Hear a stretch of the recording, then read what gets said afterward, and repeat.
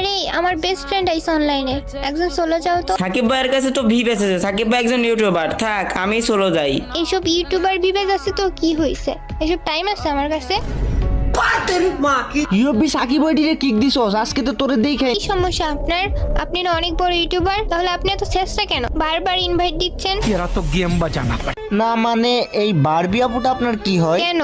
ওই তো আমার বেস্ট ফ্রেন্ড। তাহলে কালকে যে একটা মেয়েকে বলতেছিলেন তুই আমার বেস্ট ফ্রেন্ড, তোর মতো কেউ হয় না। আরে আজব তো, এগুলো আমি কখন বললাম? মিথ্যা কেন বলেন নাই? কালকে ওই মেয়েটা আপনার বেস্ট ফ্রেন্ড। ওর বেস্ট ফ্রেন্ড মানে? ওর বেস্ট ফ্রেন্ড তো আমি। তাহলে ওই মেয়েকে? ও আচ্ছা, মেয়েদের তো আবার বেস্ট ফ্রেন্ডের অভাব হয় না।